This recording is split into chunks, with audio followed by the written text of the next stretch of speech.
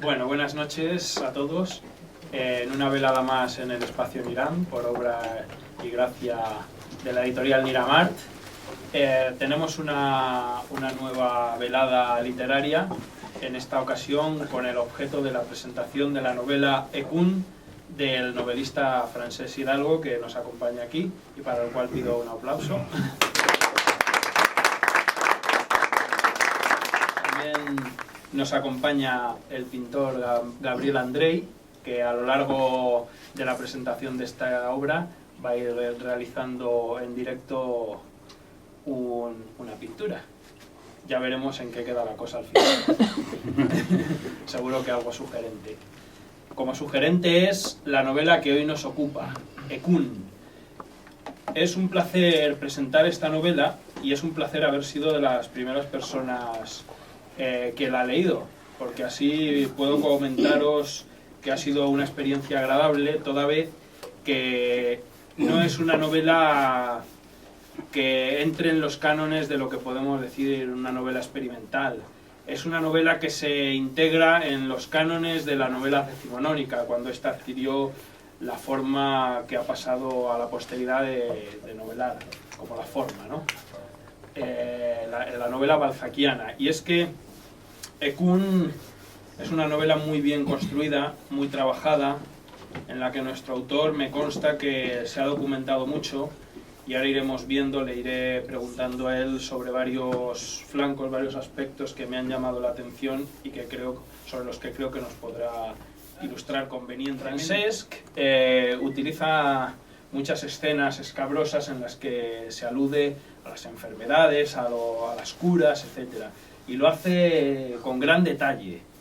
Y yo creo que esto debe venir también por el hecho de que él se mueva a diario en un entorno hospitalario, médico, y ahí se ha quedado esa cosa.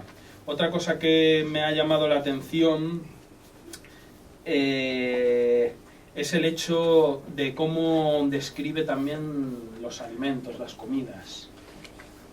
Tienes una afición gastronómica, colijo yo por lo que he podido leer. Bueno, estamos en el siglo XVIII, año 1731. Evidentemente, para saber de enfermedades como la malaria, para tratarlas, pues claro, sí que pedí ayuda técnica de médicos, de compañeros míos de trabajo, de cómo se trataba la malaria, por qué viene la malaria. Y con respecto a las comidas, sí, claro, por supuesto. En aquella época, tratar de pues en un galeón, en un buque, en una corbeta, navegar por el Atlántico Norte, desde Dakar, las costas de Dakar, hasta Jamaica, hasta los Caribes,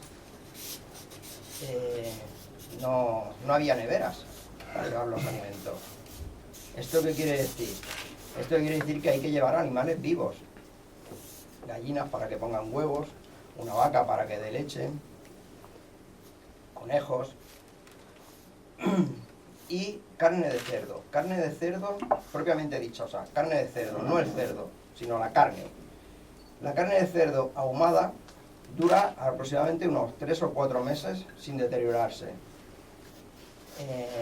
Hay una leyenda que la gente confunde los bucaneros con filibusteros, con piratas, y os voy a contar una anécdota que quizá ya la sabéis, pero a mí me resultó curiosa. Los bucaneros, ¿qué es un bucanero?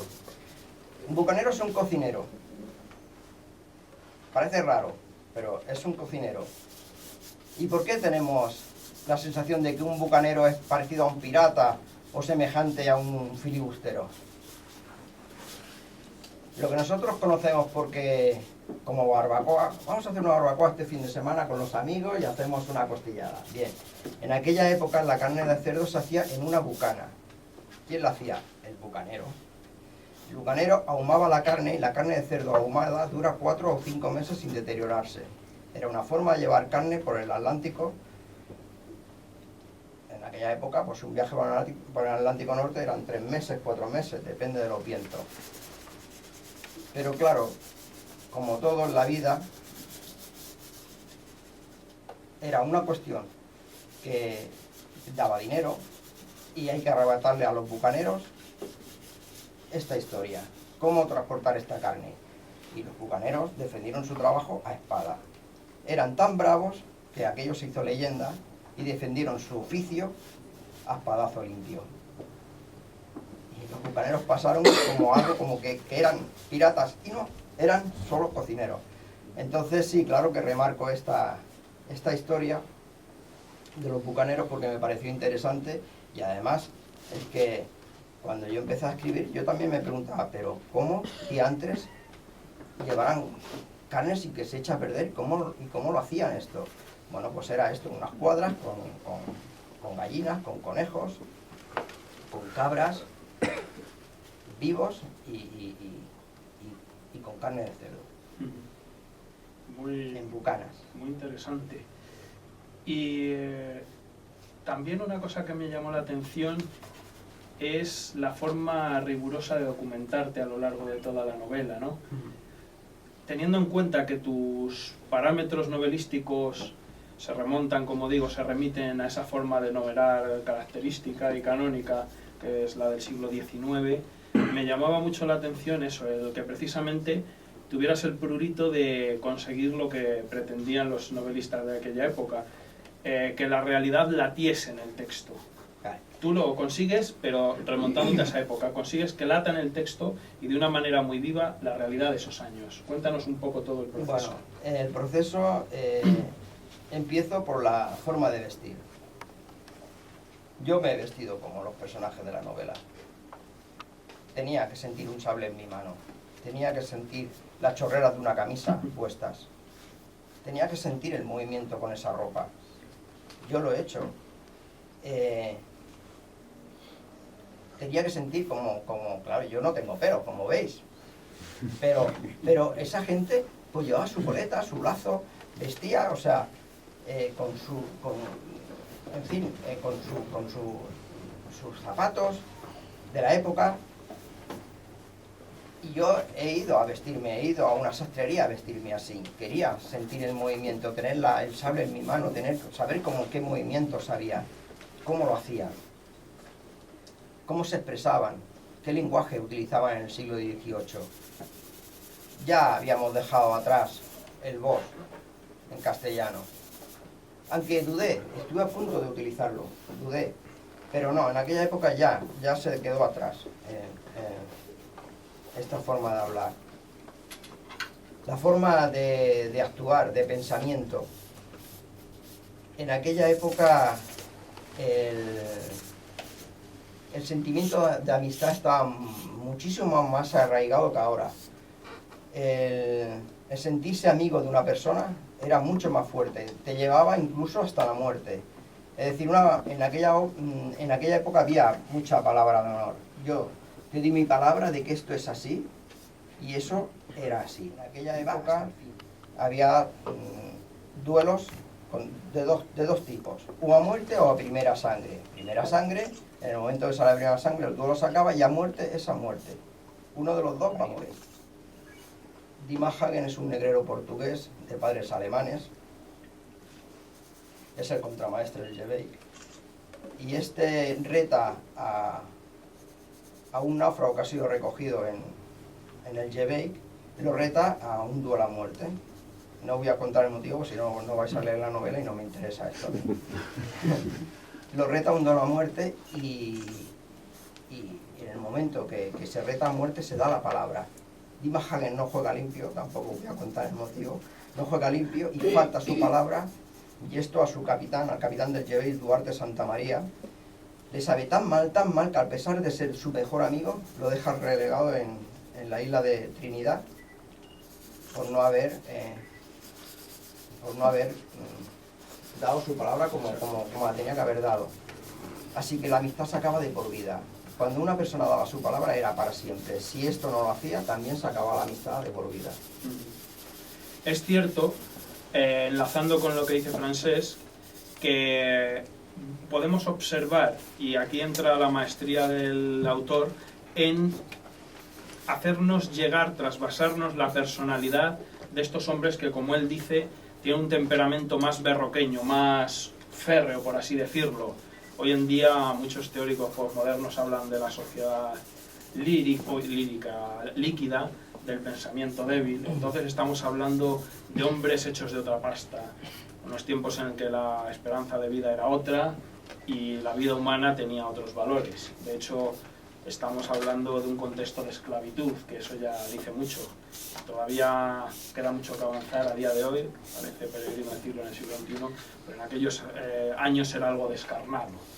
Entonces, a lo que yo voy es la maestría con la que nos trasladas la personalidad de cada personaje. Son personajes muy elaborados, no son muy redondos, no son personajes planos.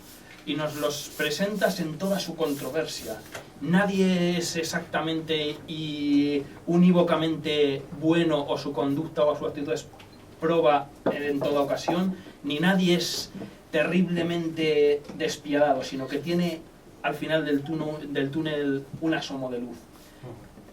Y es en ese proceso nos damos cuenta de lo muy trabajada que está la novela, en cómo, digamos, que nos trabaja el fondo, la personalidad de cada personaje.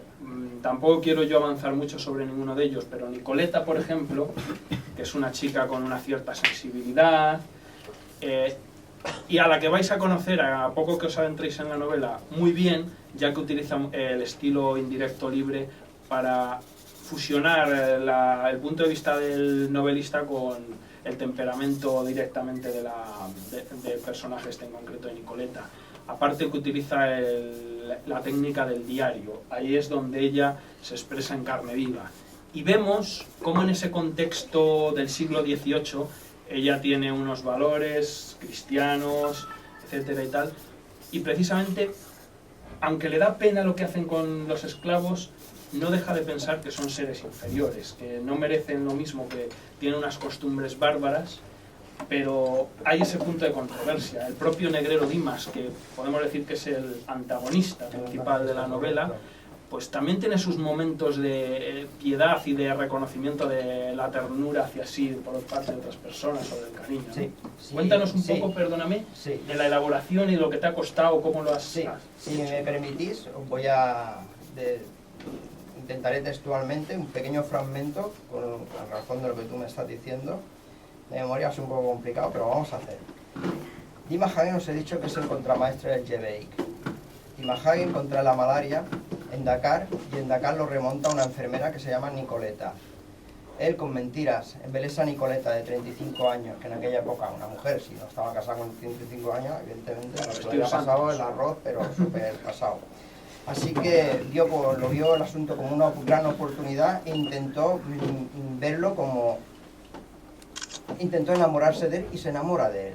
Así que se acaban casando.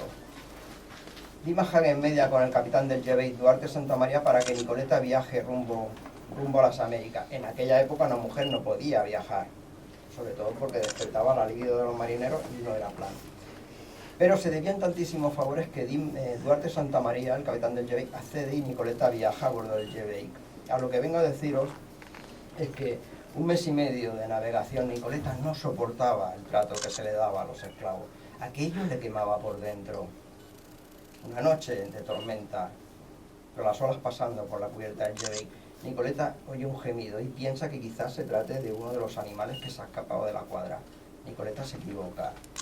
Lo que ve es a una niña africana de 12 años que se llama Otodó, sangrando por los ojos, por las orejas, por la boca. La acaban de violar 4 marineros. Está totalmente reventada en posición fetal, como un muñeco de trapo en la cubierta del Jebeik. Nicoleta no la aguanta. Se acerca, le limpia la cara y le ofrece un poco de té. Cuando lo sorprende su esposo, Dimas Hagen. Voy a hablar como habla Dimas Hagen. Dimas Hagen pasó una enfermedad de pequeño y habla con la voz rota. Y le dice: ¿qué hacéis, esposa? Y ella, temerosa: ¿no lo veis? Le estoy dando de beber a esta criatura. ¿Criatura decís? No veo a ninguna criatura. Por Dios, Dimas, no seáis así, si es solo una niña. No, Nicoleta, no os equivocáis. Lo que veis no es una niña. Lo que veis es una puta perra negra. Ya está. no se le trate. Así que Dimaja, que no se le ocurre otra cosa que darle una patada a la niña en el pecho, un borbotón de sangre, y a ella le cruza la cara por primera vez en su vida. Iros para vuestro camarote, en breve volveré a hablar. Nicoleta se va a su camarote y piensa, Dios santo, pero ¿con qué clase de monstruo me he casado yo? Ya lo sabrá ya, porque Nicoleta lo va a pasar mal. Esto es un pasaje de